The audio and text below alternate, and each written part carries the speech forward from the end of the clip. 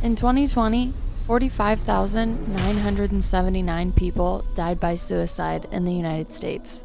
That is one death every 11 minutes. 12.2 million adults seriously thought about suicide. 3.2 million adults made a plan, and 1.2 million adults attempted suicide. We really got to ask ourselves, what is going on in the minds of all of these people? And what does it feel like when they actually do it and they leave one of us behind? Today, Michelle's going to come on and talk to us about cycles of suicide. We're going to get into a best friend that attempted at a younger age, a friend in college, and later on a family member. I say those for anybody listening, and it might cause a trigger warning. We know that we're talking about some really, really deep stuff, but we truly believe in order to heal it that we need to discuss it. You're safe here. Please stay with us. Feel safe here. We love you, and you're worthy, okay? 988 is the National Suicide Hotline number now. Please reach out. All right. Hello, family. Welcome to Safe Space with Cheyenne. Today, I'm really excited to tell you about one of my close personal friends that I have on the show today for a pretty heavy topic that we're going to be talking about. Her name is Michelle Strader. Say hi, Michelle. Hello. Thanks for joining me for this. My pleasure. Before we get into the nitty gritty of this conversation that definitely needs like 10 times more light shown on it, I do want to talk about you and, you know, what you're doing here right now in Wichita. Well, I moved to Wichita to open a restaurant, fortunately the one that we met at. But I do run a restaurant. I'm part of the support team for the market that we are in, helping with HR compliance, all the fun stuff that nobody wants to ever do, but it keeps everybody safe. I know, but I actually like it. So yeah. You made me like it when you trained me. So I have a very deep appreciation for the admin side, and don't do that because of this lawsuit and this fine and this and this and this. We do save the company a lot of money. So that's, you really that's do. Important. You are the superheroes in my eyes. Well, thank you. And I do miss working with you. Well, we still hang out, so that's fun. Yeah, that is fun. Mm-hmm. But again, I know that we're talking about a pretty heavy topic today. So just like thank you for coming on and being vulnerable, because talking about suicide, especially the stories that we're going to get in with you, they're always heavy no matter what. But all of the ones that you're going to bring up, it really is just a cycle. And I thought that it was really important to bring you on because so many people that I've talked to, like they might have had like spouts of it or maybe come across it like once or twice in your life, but you have some cyclical stories of it just being around in and out of your life. And I just thought it was kind of a cool perspective on, you know, how you process suicide in a certain way. But before that, I mean, who's Michelle? Like, how far back are we going? Well, I mean, we discussed this earlier about how far back we can go, but I'm a mother of three. I have the 3 grandchildren. My 4th one's on the way. So that's super exciting. I'm divorced, but I'm in a wonderfully happy relationship now with my life and kind of looking forward to my older years and settling down and living on the beach and my hippie life. But that's further down the line. But, I mean, there's different show, different topic of, you know, all that kind of fun stuff. But, oh, definitely. Yeah, but, you know, I love my life right now, and I'm super happy to be here. So take me back to, you had a friend in high school when you were just 16 years old. Mm-hmm, so what was the year when you were 16, if you don't mind me asking, just so we can stage you have to the think times. Make me do math now. I would say 87 or 88. Okay, I think that so was the year. The 80s is what you should think of. Yep, it was right the now. 80s. Okay. Definitely the 80s, like junior year in high school is, I believe, when it happened. So I had a friend, her name was Marilyn. Hopefully she doesn't listen to this and call me out because she's a grown adult somewhere else in the country now. But either way, her name is Missy. Whatever you would like to call her. Yes. We were very close friends, especially growing up. We lived in the same neighborhood together. She was from New Orleans, and so I'd always go to her house, and her mom would make us beignets, and we would just hang out and have sleepovers. We were in Girl Scouts together and just really grew up together, and she just always seemed like she was so level and great. And when we were 16 in high school, she attempted suicide, and it was very difficult for me because I just didn't get it. How did you find out first? Like, where were you when you found out your friend tried to end your life? I was in school because there was a major rumor going around about it. I didn't hear from her family, but I did hear about it from school. And so that was kind of tough because everyone was kind of like, oh, Michelle's friends with her. And did she know? And Yeah, how do you not know your best friend? you had no idea. Yeah. We didn't know. And just kind of finding out about that, I reached out to her mom and I was able to visit her while she was in the hospital, which was very interesting. Really brought out some emotions and anger and confusion, frustration. Abandonment? Kind of. More of, not even abandonment, more of why and how, and you never even looked like you were even thinking about committing suicide. It was just very shocking to me. So it kind of went to the point where I thought, did she plan this? Did she need attention? Was it really that bad? How bad was it? Is there things I don't know about? Is she living in a glass house? Right, where everybody like looks like they have the perfect life, but they have shit going on behind the scenes all the time. I guess so, but that's I mean, everybody has that, but there are some families that really take it to the next level of cover up. Well, I mean, her mom was our Girl Scout troop leader. You know, we made macrame in her family room, you know, when we were little kids. Yeah, so. I 100% agree that the news of it would just be shocking, but just like you're just like, how? No clue. I was just taken aback, and I was angry. In the end, I was very upset with her of how could you do this? Like, why would you not come to me? Why would you not talk to me? Why would you not make this important enough in your life to have a conversation with somebody that you were very close with? And what in the hell made you do it? That was what was confusing. Yeah, because there are people who think about it, people who attempt and then, you know, obviously survive. And then there are people that think about it, do it, and succeed. So you kind of wonder the difference in their thought patterns of like, yeah, you are my best friend. How did I not know that not only you were thinking about suicide, you were depressed, but then you actually attempted it? Sorry, I was burping. Anyway, I think the main thing for me was that I was curious at what was going on in her life that wanted her to do this. And the sad thing about it is that after she did this, they moved and they left the neighborhood. They left the school.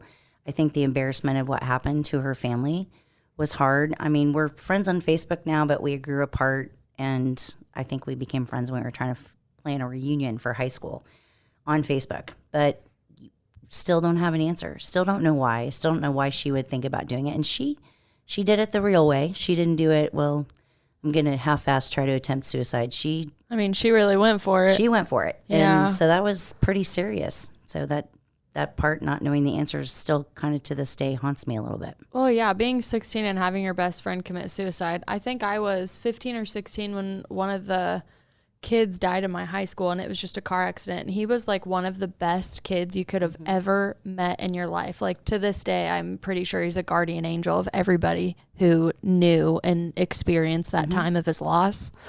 So that was shocking enough for me. Like, I don't have the question of why did Corey die? Like, I'm never going to know that one, but I know that he died in a car accident, and I'm just going to give the rest up to the creator that I believe in. Like, I don't need that answer. But for you, again, it's your best friend. Like, yeah, you're right. That probably would be a little haunting. It was haunting. And, you know, you could go off, you know, you called them tree branches earlier. We could go off on a million tree branches of how people died, or DUIs or drug overdoses and all these things that you went. And my high school, you have to understand, was 73 people in my graduating class. There was 350 people in the whole school. So we went to school together from kindergarten until graduation. So you do understand because you were in a small school, but the rumors and all that kind of stuff flies pretty quickly. What did I do? You're fine. Okay. Are you sure? Am I heavy breathing? No, keep okay, going. You can cut that out, I guess, right? Maybe not. I am now. Sorry. I'm getting used to this microphone thing, everyone. Please give me a break on that. Oh, my God. No, I'll cut it out. It's fine. Okay. 8:30 to whenever you continue back into the story. Okay, so just learning about people who die and the rumors of things that happen can be very upsetting.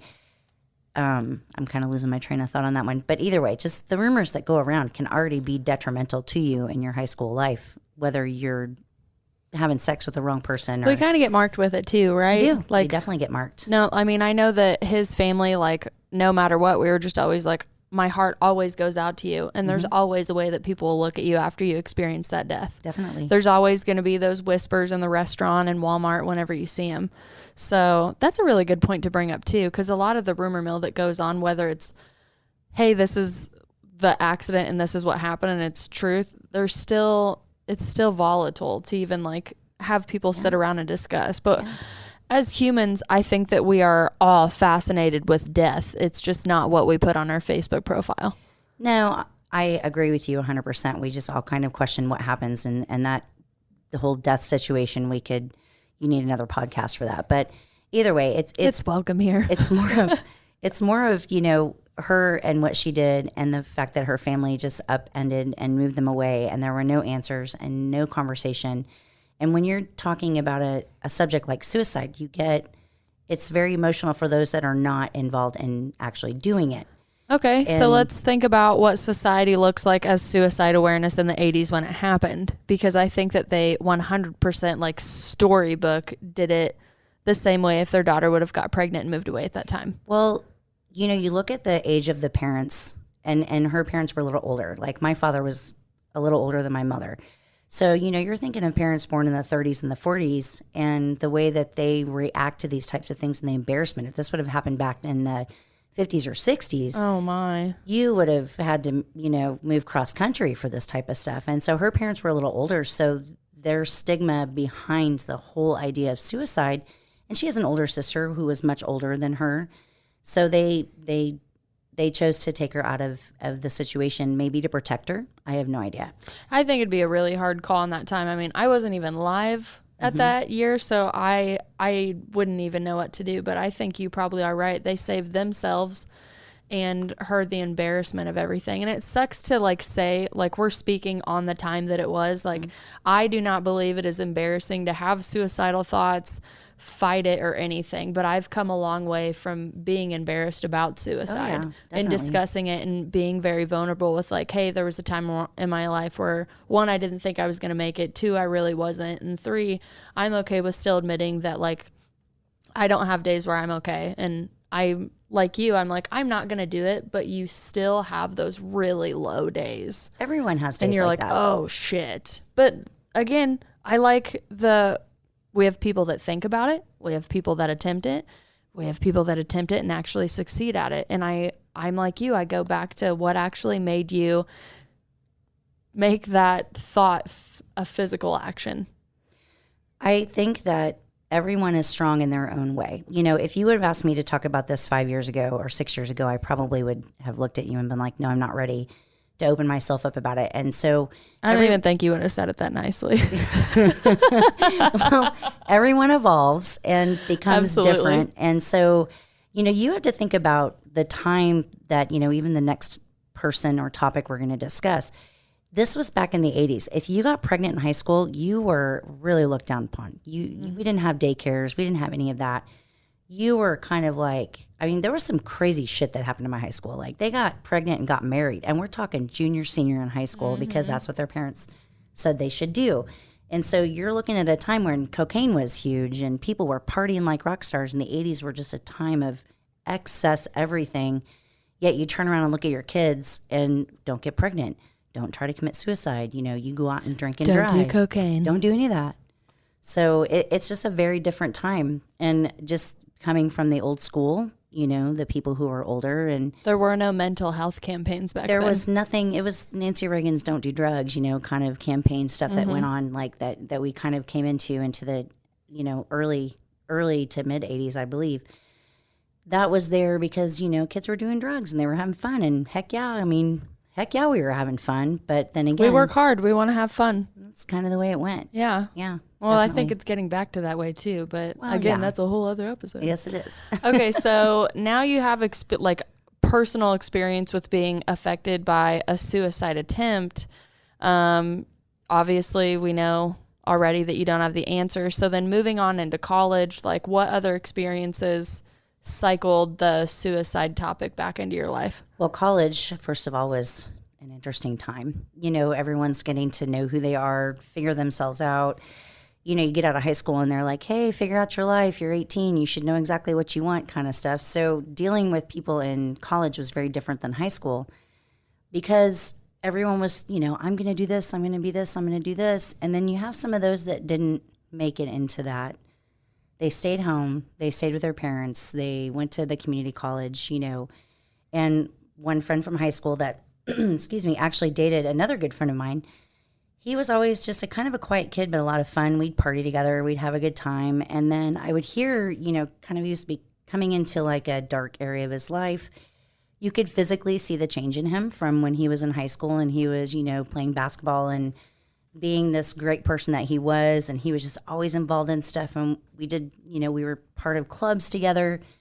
And then he gets out of high school and he starts dressing in all black and he dyes his hair black and he just gets really thin and he gets very pale and pasty and listening to music that at the time was considered, hardcore. Satan's music? Satan's music, I'm telling you. Now we backtracking his records. Now we can't literally find them enough, but back then we wanted to listen to him. So he kind of went down that rabbit hole. And then, when I heard that he had killed himself, and I don't know exactly how he did it, but I do remember hearing about that. And to me, I was like, okay, well, this one makes sense. And I look back on it now when I'm thinking to myself 30 plus years ago, how could you say something makes sense? But it was the stereotype. Do you think it had anything to do with intuition when you compared the stories next to each other? Like, you didn't see your best friend coming, no way, shape, or form. I can't even believe that. But then now you look at everything he went through and you're like, yeah, I could see that. I think that it was more of a stereotyping situation because we were coming out of the 80s, going into the early 90s, and a lot of that, a lot of kids and a lot of people were becoming depressed, becoming drug addicted, becoming heroin epidemic, Seattle, flannel. We're talking grunge bands, cocaine and crack and heroin, and all these things were so prevalent in the early 90s. And I don't know if Matt was doing drugs at the time or whatever. I really don't know, but I do know that it was more of a stereotype because more of the kids who were dressing and acting like that were committing suicide because they were looking for that attention. They were going to change their appearance. And I mean, you look at it now and you should never say anything like that, but this was a true stereotype back then. That is very true. So now we kind of see that. And with that one, I was sad, but I understood it more because he was going down that path. So I guess it was a very different experience because I went from confused and not understanding to understanding because of the way that he dressed or acted. And I didn't really ever speak to him, after high school, but I knew friends that did. And it affected me very differently from the first experience. Still a completely different perspective. Yeah. I really like that you're vulnerable enough to even be like, yeah, I stereotyped the whole situation. Well, and obviously it's still a tragedy in its own because he attempted and succeeded. But it did tree branch me off into a story. Okay. Didn't you go to high school with the lead singer of Mudvayne? I did. Chad Gray. Yeah, I did. He lived in Latham. I went to Warrensburg, Latham. He lived in Latham, and he is definitely, you never would imagine this guy would be the lead singer of Moonbeam. I mean, he was a great kid, just kind of a little off and awkward and skinny and, freckles and wore glasses. And my friend Dina and I would hang out with him or, we'd be in Latham running the streets. And yeah, so yeah, I did. That story popped up in my head and I definitely wanted you to share that. That's funny. Yeah. Always seeing people before they become themselves. Definitely is a part of our high school. Had a couple of people who broke off and became in bands, and they still perform in my hometown. And he's still a part of that. I'm pretty sure a kid named Brad that I went to school with, he was the lead singer, or he was in V-Shaped Mind. And so he teaches heavy metal classes to younger kids who want to learn how to play that kind of stuff. I love it. It's pretty cool. That is cool. Yeah. That was a nice positive tree branch. Yeah. Okay, on to the hardest story that is obviously hard to talk about, but we go through your best friend attempting, we have your distant friend Matt that you hear about, and then now we get into the story of a family member of yours attempting it. Yes. And obviously this is the lowest blow of all of them. It was. It is very kind of... The self-reflection on it is harder than I think looking back at what caused it, it's more of the self-reflection. My daughter at the age of 16, she overdosed on Tylenol. And when I first kind of was in the whole mess of figuring out what was going on, and her friend said that she took a bottle of Tylenol, and I'm like, what the hell? This is bullshit. Did you think anything was going to happen because she just took Tylenol? No, I didn't think anything of it. Right. I just kind of was like, well, just get some sleep. You drank too much amoxicillin. Go to bed. Yeah, let's have water through the night. And then the next morning I get up and there's black vomit on the floor. So that's when I was like, okay, I think it's time to go to the hospital. And through the whole thing, they kept her. They wanted to put her into the psych ward to keep her for 2 weeks. And I was really pissed. I was like, this is my daughter. She's not committing suicide. She just did something stupid. There's nothing she's not trying. Like, she wasn't trying to do that. She just took too many Tylenol pills. No big deal. Denial, 150%. And I know that at that point in time, I look like an asshole to the nurses and the doctors because we see moms like this on Lifetime movies. I was in denial. Yeah, we're just like, oh, you're going to kill her again if you take her home with this mindset. But, to me... But being the mom and having that denial... I didn't think at the time that she had any reason to want to commit suicide. To me, it didn't make any sense. And that would be really hard, too. You're a 43-year-old mom. You have a 16-year-old daughter. The likelihood of you knowing everything that's affecting your daughter is a very slim chance. Well, and the things that you do get let on, she gets in trouble for. Yeah, so I mean, at the time, they're all hiding things from you. And, my marriage was going down the tubes and had been going down the tubes for many years, and just a whole nother podcast, with like divorce. But either way, I just got to the point where I just had to shut my mouth. And then they transferred her to a hospital 45 minutes away from home, which then again pissed me off because I'm like, now I got to drive 45 minutes. And then it hit me how embarrassed I was because I didn't want to tell anybody at work. Mm-hmm. I didn't want to have the conversation. I didn't want my kids to talk about it. It was, she's just in there just because they're making us do it. And this was my denial. I continually just kept thinking. You just kind of like PR'd your family pretty situation. Much. Yeah. I PR'd everything. Yeah. And so we went through her, 14 days of being in the hospital. They were going to do initial 7, and then they decided to do 14. And then I was like, you people are crazy. It was absolutely crazy how much in denial I was. But when it all was over and she came home, life was the same. We never really discussed why she did it. We never ever talked about it. Like, I just kind of became that parent like my friend Marilyn's parents did and didn't want to talk about it. It's sweep it under the rug. Yeah, sweep it under the rug. Don't know how to, gotta clean this black shit up off the damn carpet and make that go away. Like, it was complete denial. And unfortunately, it happened and stayed like that for the next 2 years. And the day she turned 18, that girl was out the door and moved out as soon as she possibly could. So kind of backtracking on to this whole conversation, her dad was traveling. He was never home. So I didn't really have anybody there. I didn't want to tell my friends. It was awful. And I hate to kind of make this situation about me, but I think it's more of making it about the family and how they have to deal with a situation like that. Yeah, I think the perspective is needed. I know a lot of the stories it is about the person who attempted and survived. And obviously there's tremendous value in those, but again, just the vulnerability to even talk about the thoughts that really aren't empathetic or compassionate to the situation, because there's still such a stigma and denial in it, whether it's generationally, society, whatever. At the end of the day, there still needs to be a bigger compassionate discussion and getting to the root of the issue, yes, exactly. Which is the biggest thing that we talked about of you don't get to just throw them in a psych ward, throw pills at them and go, oh, it's okay. Just go get a job and color your hair different and just go fix a couple things in your life and you don't want to kill yourself anymore. I did exactly It's an alarm. Those things. Yeah, but it's an alarm. Like, your body is telling you something that has previously happened to you is actually still affecting you. This isn't a wall. You don't just walk into a suicide wall one day. No. These are things that are stored in your body, and, kind of like depression is like that button. You're like, you're doing it wrong. Like, hey, this is a warning. This isn't a pill that you need to take. This isn't a disease. This is a fucking warning. Listen to your body, listen to your mind. You're doing something wrong. And yeah, we all have jobs, lives, works, kids, everything, but It's like airplane rules now. Well.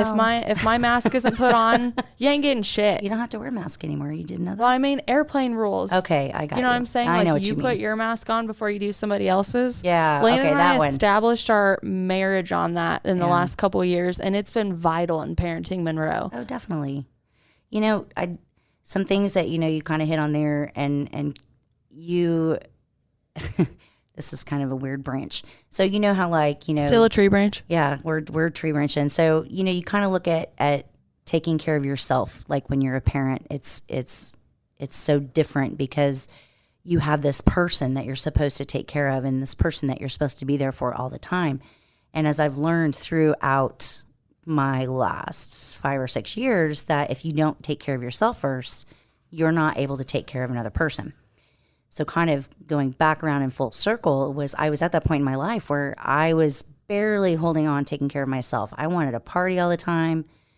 My ex-husband now was gone all the time. I was trying to raise 3 kids. I was trying to figure it out. And I stretched myself so incredibly thin that I wasn't there for when they needed me, which I don't know that I'm going to blame myself for it, but you get into these relationships and these families and parents, they bend over backwards to where you as a parent mean nothing. Your kid is everything. You do everything for them. And at the end of the day, you're drained and you still are empty shell because you've not taken care of who you are on the inside. And I was at that point with her when she committed or tried to commit suicide. And I was giving... So you were supremely emotionally unavailable due to all the other things that have been happening in your life before that. It'd been going on for years, though. This wasn't just a new situation. This was a fight from the time she was born until the time I got divorced on what's more important, whether it be dad, who wanted to be number one, to that's it. Dad's number one. But I was fighting the other fight of the kids are number one, and so I was being stretched between the two. So you get to that point where you don't see a lot of what your kids are suffering from because you're trying to please both sides.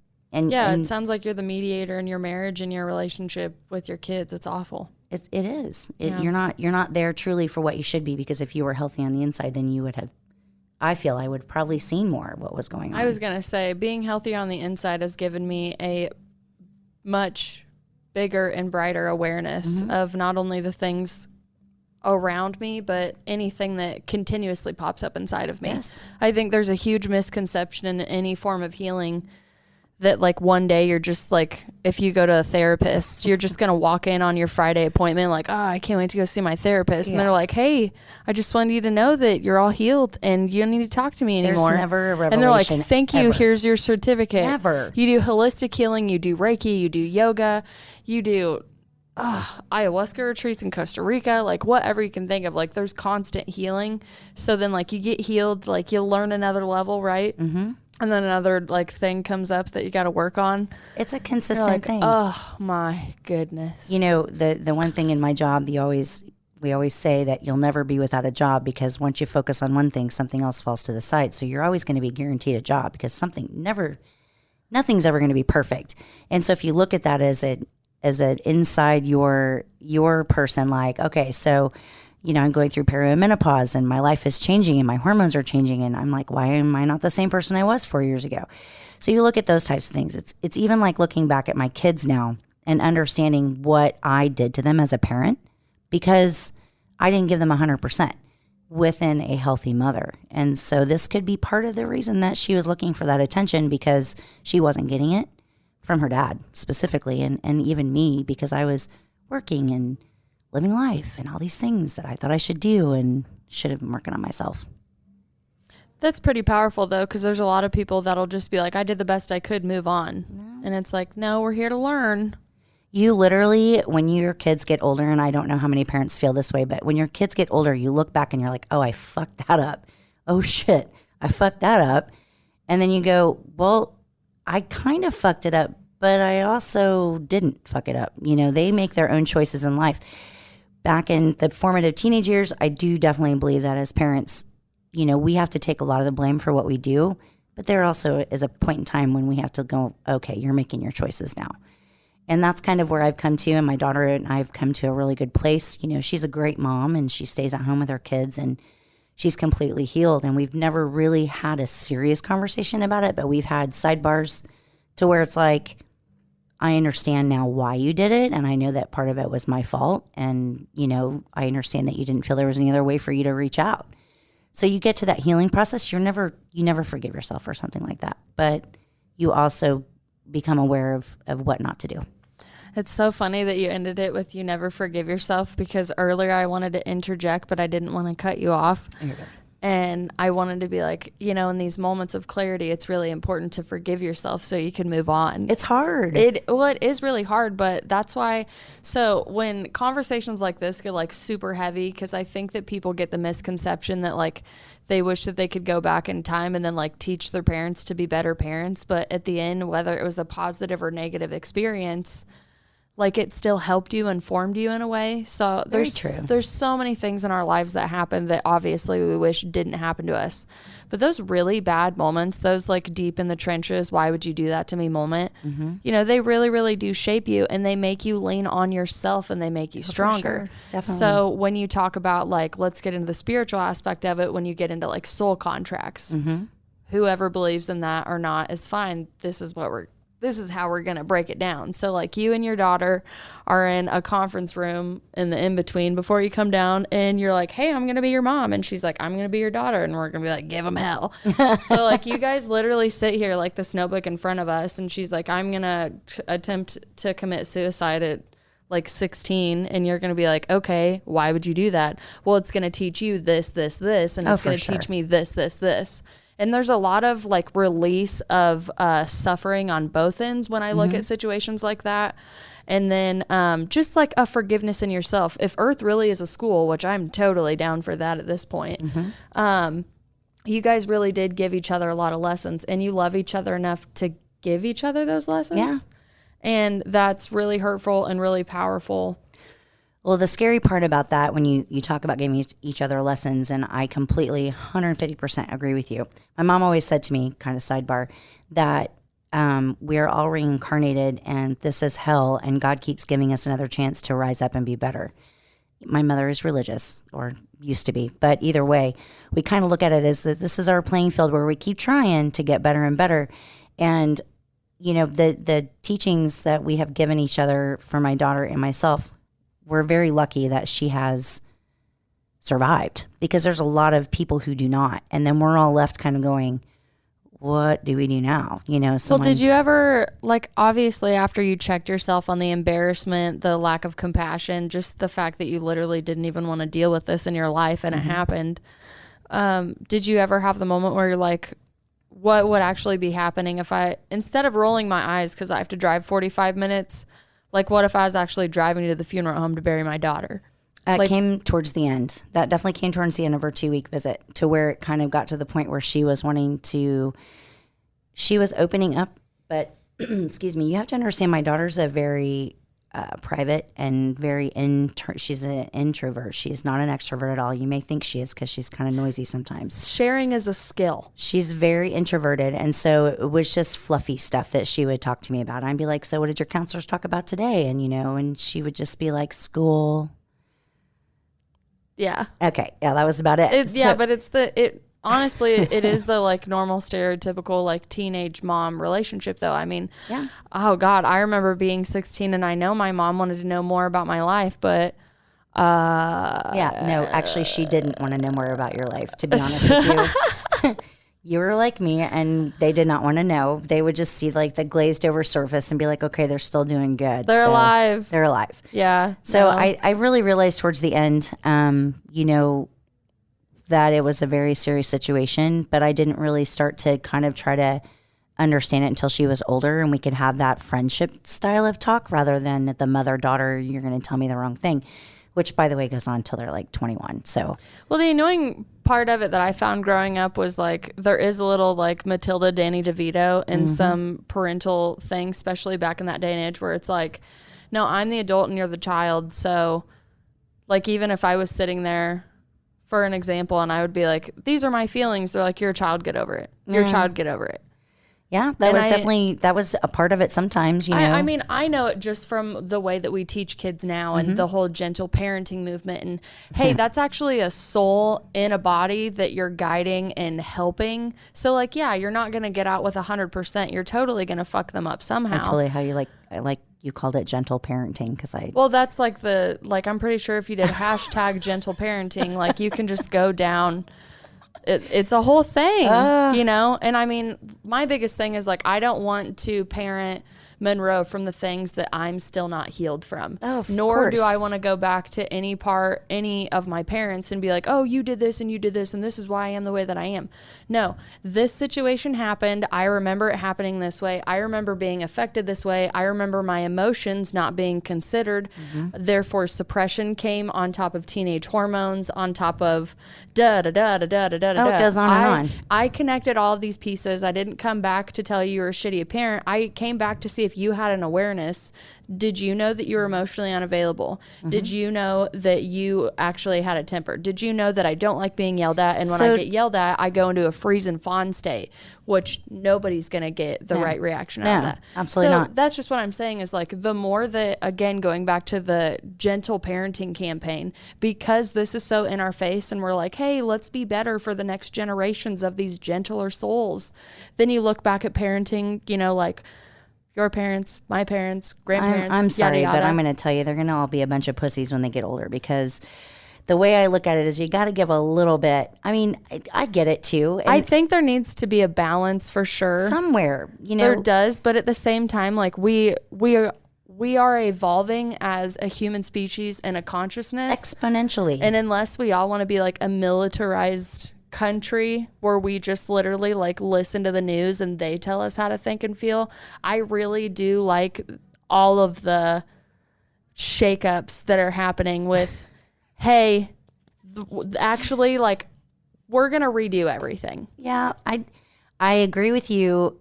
Not on everything. I'm just saying. Like, I think going back to the parent thing, like when you said you went to them, you weren't checking them, you weren't blaming them. You were just asking them if they were aware. So I went through a phase in my life where I was like, I'm sorry I fucked you up and I'm sorry I did that, but I'm here for you now, you know, kind of situation. I did apologize to them for some things that I knew that I was wrong, you know, like I was wrong. And that's really big and hard as a parent. It's I'm only hard. at 2.5 years and I cry when I apologize to her. You know, it's really hard, but you also, you know, have to realize now in today's world from 35 years ago when I was in high school and I look at what high school was like then and the things that we dealt with the same stuff, the bullying. You know, there was one black person in my school and one gay person actually two gay people who never came out until they were in their late 20s. They were suppressed and they were not allowed to come out and be who they were. I mean, you know, you got the grunge guys and they're the skaters and they're the ones that deal the drugs, but I was the one dealing the drugs and I was the preppy girl, you know? Things are different. So you look very, very different. You look back at like that going on now and shootings in schools and all the things that are going on. These kids nowadays have so much more shit to deal with. They're always overstimulated. They're overstimulated, media and everything else. And, you know, I don't blame that going back to the conversation about my daughter, about what she went through. But it was just almost like she could just shut that off from everything else and she could go do her own thing. But it just bled into life. And that's kind of where it came from, maybe. I remember the peer pressure campaigns when I was growing up in the 90s and 2000s. Oh, yeah. It's still bad. Yeah. I mean, like DARE programs and all of that stuff. Oh, I mean, music was definitely a big part of my life growing up, and I know that it saved me from a lot of stuff. And there's like a part of me that thinks if I would have just stuck with it, it would have saved me from so many crazy things that happened. But you're not meant to be saved from it. You said earlier exactly, you're meant to learn. Like, I 100% feel that I was meant to go the path that I'm going to. Yeah. Definitely. Yeah. I think for me, especially on music, like I think when you lose something that you love so much, that's when you're like, oh, fuck. Mm-hmm. Oh, that was mine. Okay. All right. Yeah. All right. I'll get it back. I'll figure out how to get it back. My arm was crimping. I had to move my mic hand. You're okay. We're getting ready to wrap it up. I have a few more questions for you. So earlier when we were discussing, you were talking about like, I know that I would never commit suicide. Yeah. Like I know that I've had the thoughts and, you know, I've been sitting there with that beer in my hand after working my ass off and just being like, I just don't know how much longer I can do this. But you know, at the end of the day, even when suicidal thoughts come in your head, you can literally just like, boop, push them out. Like, okay, well, I'm still going to get up the next day. So what makes you know that you would never commit suicide even though you have thoughts? Well, I mean, you still don't have thoughts, but we all have those low points. Yeah, we do. And I mean, I in no way, shape, or form do I want this to be like this is how you prevent yourself from committing suicide. I think this is more of a personal level. You personally, who I am. And, you know, for me, number one is I've been in some very low places, like very, very low. You know, my ex-husband was cheating on me. I got evicted. I live in a hotel. I mean, my dogs all ran away within like 3 weeks of each other. I mean, it was. I do remember that. That was. It was terrible. That was hard. And there was tough times then. There was tough times when, you know, I moved back into a place I couldn't afford, or I couldn't pay my bills, or I was making bad decisions on my own, to where I was just like, I just don't even need to be here anymore. Even when I was still married and I felt just so desolate and I didn't know how I was going to get up and do it the next day. Or get out. I mean, that's a tough situation. Kids I would have never, I would have never left that. I would have stayed. Yeah. It's old school of me, but either way, thank goodness it ended. Old school, you don't get divorced. Nope. Yeah. Now I'm new and improved, but either way. Anytime anybody tells me they got a divorce, I congratulate them, because I think it is a fantastic new opportunity to reinvent yourself and shed a life that's not meant for you. Crazily, they say that the most stressful things in life are death of a parent / spouse or child, moving, and divorce. And divorce is like it is like a death. It's I've a trauma of a life. Things in my life, yeah, and I've survived. But I think for me, it's really, I kind of look at the fact that, first of all, I love life, regardless of what I'm doing. I feel like it's an open book, and I don't want to miss out on anything. That's a big one. I don't know what it would do to the people that I care about that are in my family. Like what. Not they would move on, and I know that. But who's going to find you? That was my first thought. Who would find me? Why would I do that to them? My dogs would have found me, because, you know, that's would have been me by myself. But either way, it's to the point of. So I would have found you when I noticed you didn't come to work. Yeah, great. That would have been it. It would have been me. Yeah. Got it. And I don't want that to happen. Thanks for that. I would not have wanted to be that person at your funeral. And no matter how depressed I got or anything, you know, I just kind of looked upon myself and said, and I've always said this to myself, it's going to work out. You're going to figure this out. It may not be easy getting there, but you're going to figure it out. I may not take the right path, you know, like, gosh, when I got divorced, I may not have taken the right path on where I got here in my life and where I'm happy. It may not have been the best path, but I made it and I got through it. So for me, I just kind of look at, I have too much to look forward in life. I have things I want to do still, and things I want to explore and adventure, and I just feel that no matter how bad it gets, and plus you have to rely on the people that are around you, which is important. Whether I'm a very closed person sometimes when it comes to my emotions, so I have to actually rely on people, which you helped teach me that I needed to rely on others besides myself. And I think that for me just kept me from going down, I call it a rabbit hole. I go down rabbit holes all the time. You know, everyone does. Depression comes about. You know, I'm going through bodily changes now that are screwing with me, and I don't like it, but it's not the end of the world. You know, but that's, for me, that's how I look at it. It's not the same for everyone, though. Everyone's different. I remember meeting you, like, obviously during the divorce stage, and I mean, it really was rough for you. There's no, like, nice way to put it. So for you even to open up and be like, the point that you're like, my dogs are going to find me. I'm like, I remember working with you and you didn't skip a beat. Like, if we weren't, like, you were like my side-by-side, work together every day best friend. And if something would have happened to you, at the time I would have been like, I don't blame her with everything that's going on, but I can't believe, like, you don't want to be saved when you lose the hope is what, like, when you get into that mindset about it. And I mean, I've had moments, where I had a friend call me and he said, I think my friend is going to kill himself. And I don't really know what to do. I don't really know, like, if I can save him, what I can say to him, you know, kind of what happened. And the only advice that I could give him was, I met somebody who wanted to kill themselves. And I said, okay, well, do you know how you're going to do it? And they're like, no. And I was like, okay, so we're not that far. I go, okay, well, let's go ahead and just walk through the whole thing. We're going to walk through your suicide. We're going to walk through where you go when you die. And we're going to huckleberry it, you know, like when he dies and hangs over his funeral. I was like, and we're actually going to watch your funeral together. We're going to watch your sister's reaction, your brother, your mother, your father. I'm going to walk you through everything while you're still living. And if you still want to die after I walk you through your funeral, I was like, then we're going to take a different step. Oh my gosh. So That's a hard, I mean, for you to do that for somebody to go through that emotional journey with them is incredible. First of all, like that's a scary, crazy, blowing my mind kind of thing. See, and I think that's like one of the easiest things that I could do for humanity is if like you have the gun in your hand like that and you're like, I just can't do it anymore. I'm like, okay, wait a minute. Like, let me just come in. Let's talk about this. Like, I don't need to be a negotiator anywhere.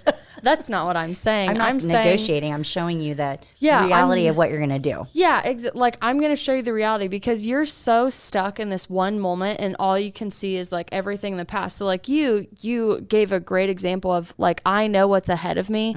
Like my mom talks in like Yellowstone phrases all the time. God bless her. So like my whole life. So like my life would be falling apart at 16 and she would be like, baby, tough times don't last. Tough people do. And I would just be like, okay. So, but then I would go to school the next day and like whatever like was defeating me or anything, I would be like, tough times don't last. Tough people do. Tough times don't last. Tough people do. I know it's crazy how this. Oh yeah. And like at the time they're like mantras and affirmations, but I'm obviously not educated on anything like that. I'm in the middle of a cornfield walking into school and my boyfriend broke up with me. So I'm just like, oh my God, everybody's going to make fun of me that he broke up with me. Right. So like that was one of the worst parts for me. But I always remember my mom coming in with just these really cool, you rip that thought out of your mind immediately. It does nothing for your success and what you're looking forward. You were lucky to have that. But then, well, yeah, because then you have people who, you know, they really are in that really, you can't talk them out of it. Like,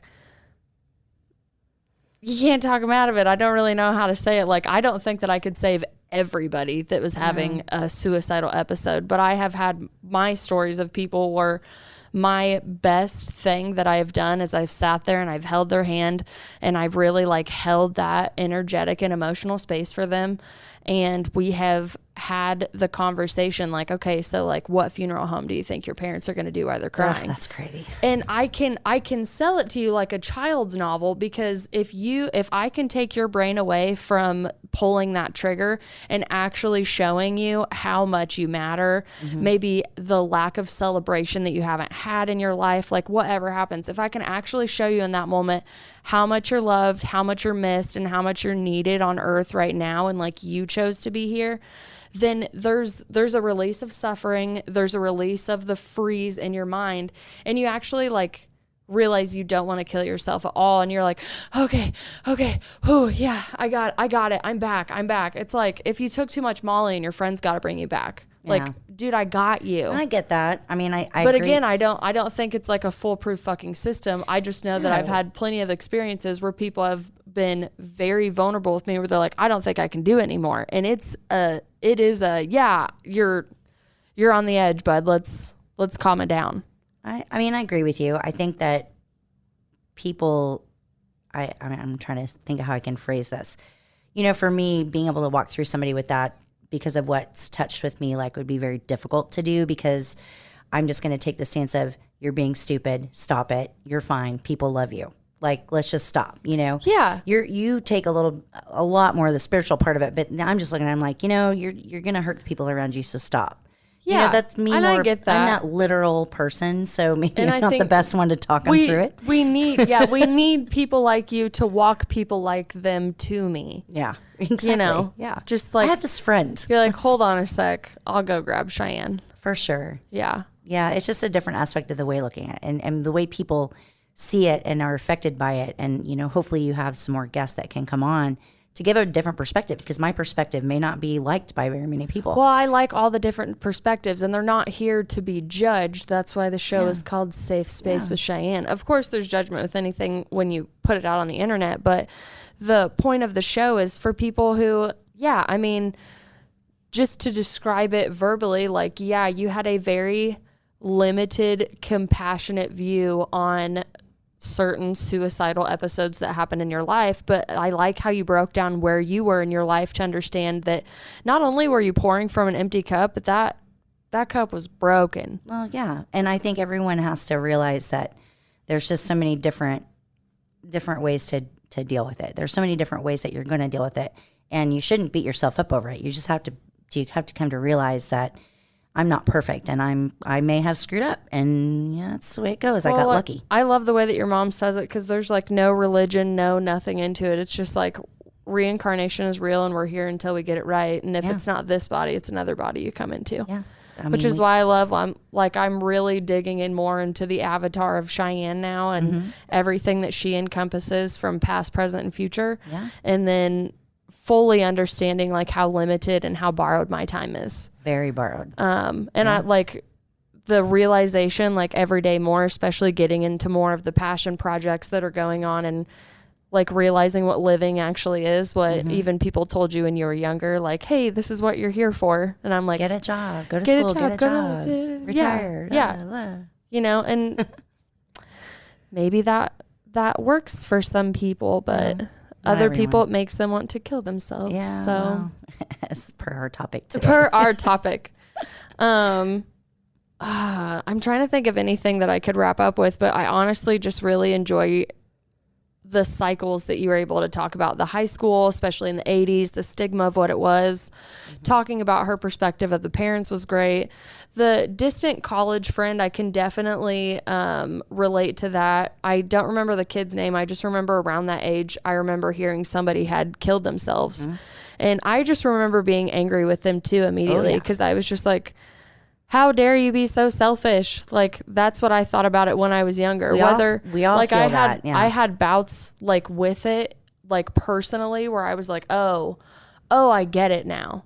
So then like after I had my mini episode with myself about it, I was like, okay, I kind of get it more now, because my attempt was not like your friend's attempt, but you know, the funny thing about it is we sit here and we're having the conversation about how it affects us and how we deal with it. And it's, you know, we aren't inside of the mind of the person who's done it. And we may not know what they were thinking, and we may not know exactly why they did it or what their reasoning was. But it's just like when you die and you go to a funeral, that person's not grieving anymore.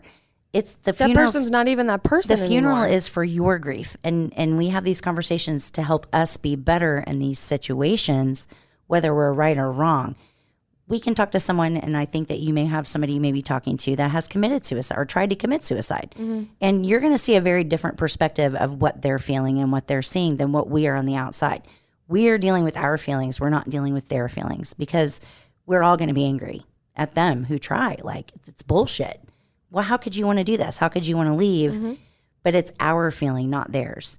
And I guess I want to kind of put that across, because we've had a lot of conversations about how our feelings are today, but we've never been in that situation where we've felt that that's the end of the road.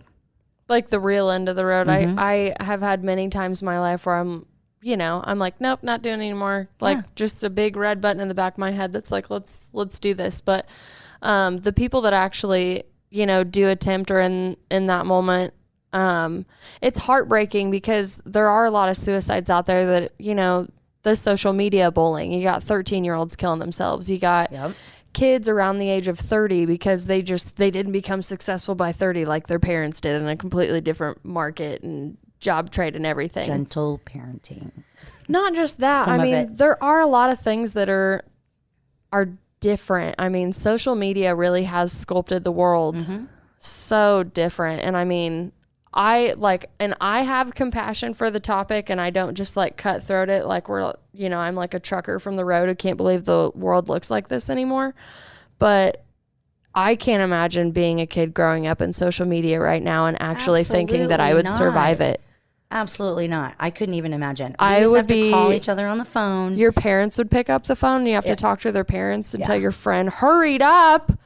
Because I don't like talking to your dad, Rebecca. I completely agree. They're in a totally different time than what we were when we were kids. I mean, they didn't have a cell phone till 1993, or God, somebody will catch me on that one. But No, it's completely different, and I understand, and we have to be compassionate to them. But when it comes down to it, it's how we feel, and we talk about how we feel about it so that maybe we can help the next person who goes through this and doesn't know how to deal with it to be able to have some tools. Maybe. My goal is that this will just be like a timeless resource, you know, and people can go there and they can feel safe with, oh, okay, yeah, like I have felt like killing myself before. Oh, I heard on this podcast that it's a sign that, you know, I really need to look within. I need some attention. Well, it's not necessarily, you need to give yourself attention. Don't go and seek outward attention and try to fill it yourself. But I know I have plenty more people coming on to talk, so I appreciate you bringing me your perspective because it is valid, it is heard, and it is needed. And I won't let anybody bully your perspective because there's so many more people that have your same perspectives. It's okay if they do, because that's what we're all about. That's why we all have opinions in this life. Yeah, I'm just all about keeping it safe and playing some music. Yeah. So today I actually have a track from Neovai's new album. His new album's called Twilight.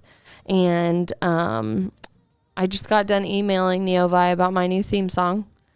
And he let me know that it's his favorite track off of the album. And I, too, said that it's my favorite track off the album. And I don't know how he really feels about it, but I'm pretty sure, like, we just became best friends. Just pretty sure. But this is The Maze off of his new album, Twilight. I'll have it linked below from Spotify. But I love you guys. Thanks for hanging out with us. Michelle, thank you so much for coming on. I love you. Love you, too.